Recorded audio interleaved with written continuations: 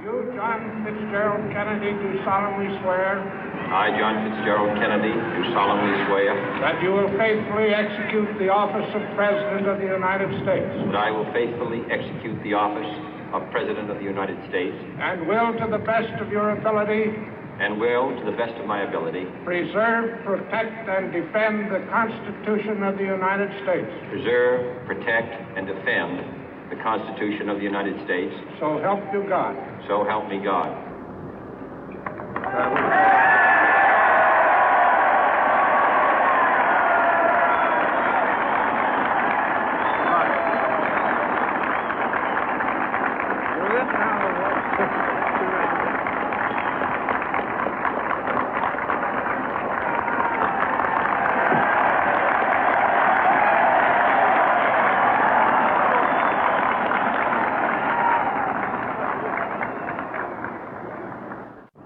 Vice President Johnson, Mr. Speaker, Mr. Chief Justice, President Eisenhower, Vice President Nixon, President Truman, Reverend clergy, fellow citizens. We observe today not a victory of party, but a celebration of freedom, symbolizing an end as well as a beginning, signifying renewal as well as change. For I have sworn before you and Almighty God the same solemn oath our forebears prescribed nearly a century and 3/4 ago. The world is very different now, for man holds in his mortal hands the power to abolish all forms of human poverty and all forms of human life. And yet the same revolutionary beliefs for which our forebears fought are still at issue around the globe. The belief that the rights of man come not from the generosity of the state, but from the hand of God. We dare not forget today that we are the heirs of that first revolution. Let the word go forth from this time and place to friend and foe alike that the torch has been passed to a new generation of Americans born in this century, tempered by war, disciplined by a hard and bitter peace, proud of our ancient heritage, and unwilling to witness or permit the slow undoing of those human rights to which this nation has always been committed and to which we are committed today at home and around the world.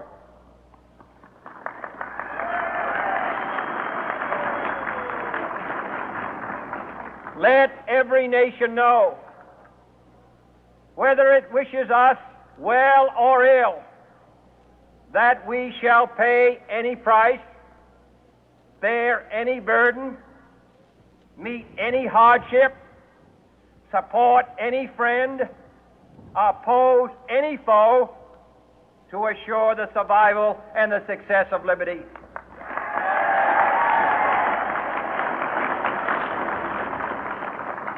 This much we pledge and more. To those old allies whose cultural and spiritual origins we share, we pledge the loyalty of faithful friends.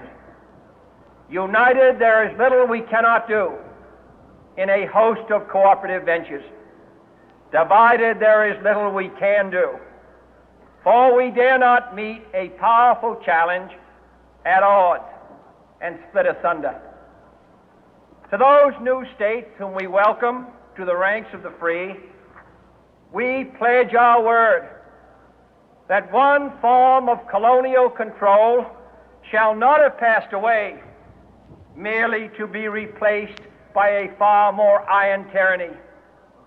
We shall not always expect to find them supporting our view, but we shall always hope to find them strongly supporting their own freedom, and to remember that in the past, those who foolishly sought power by riding the back of the tiger ended up inside.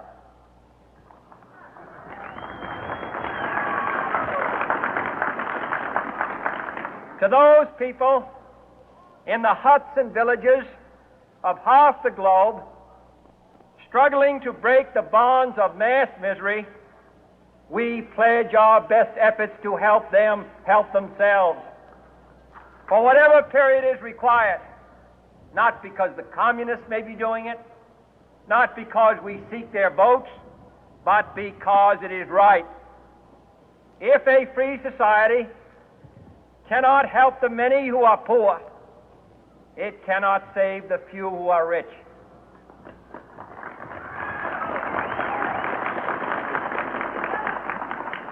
To our sister republics south of our border, we offer a special pledge to convert our good words into good deeds, in a new alliance for progress, to assist free men and free governments in casting off the chains of poverty. But this peaceful revolution of hope cannot become the prey of hostile powers. Let all our neighbors know that we shall join with them to oppose aggression or subversion anywhere in the Americas. And let every other power know that this hemisphere intends to remain the master of its own house.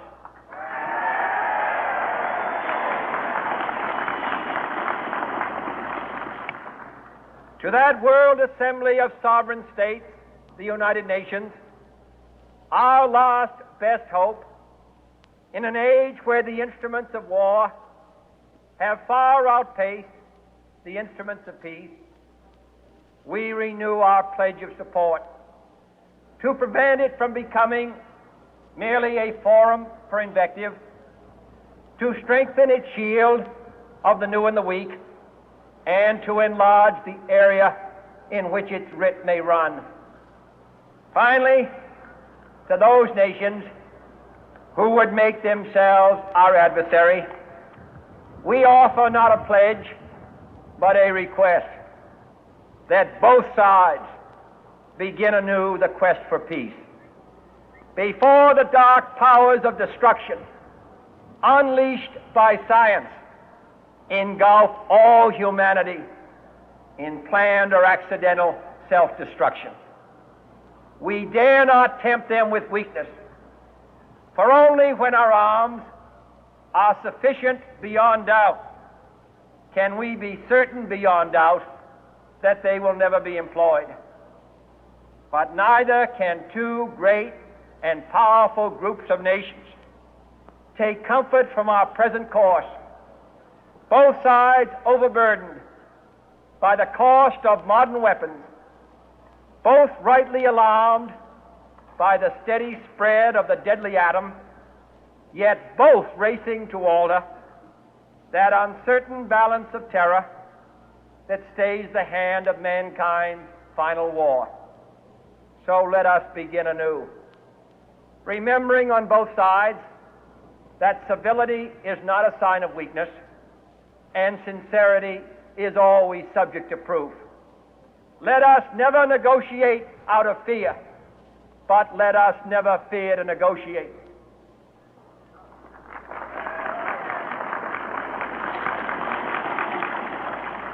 Let both sides explore what problems unite us, instead of belaboring those problems which divide us.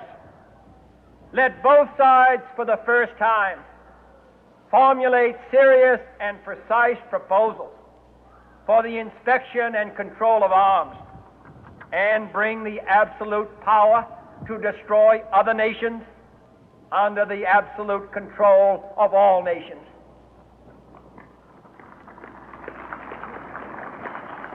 Let both sides seek to invoke the wonders of science instead of its terrors.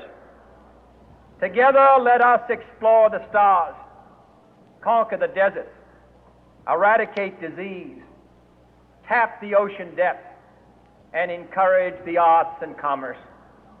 Let both sides unite to heed in all corners of the earth the command of Isaiah to undo the heavy burden and let the oppressed go free. And if a beachhead of cooperation may push back the jungle of suspicion, let both sides join in creating a new endeavor, not a new balance of power, but a new world of law, where the strong are just and the weak secure and the peace preserved.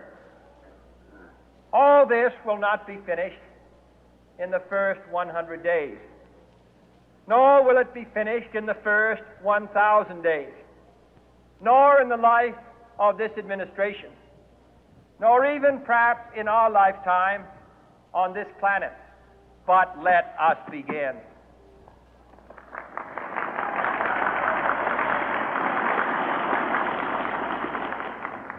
In your hands, my fellow citizens, more than mine, will rest the final success or failure of our course.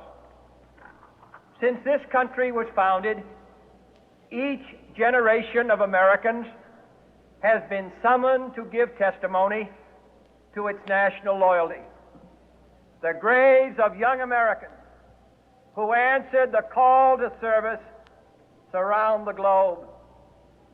Now the trumpet summons us again, not as a call to bear arms, though arms we need, not as a call to battle, though in battle we are, but a call to bear the burden of a long twilight struggle, year in and year out, rejoicing in hope, patient in tribulation, a struggle against the common enemies of man, tyranny, poverty, disease, and war itself.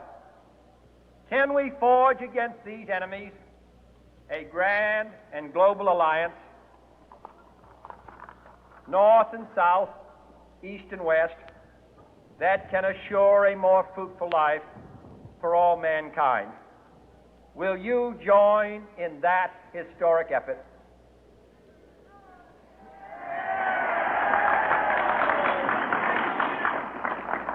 In the long history of the world, only a few generations have been granted the role of defending freedom in its hour of maximum danger. I do not shrink from this responsibility. I welcome it.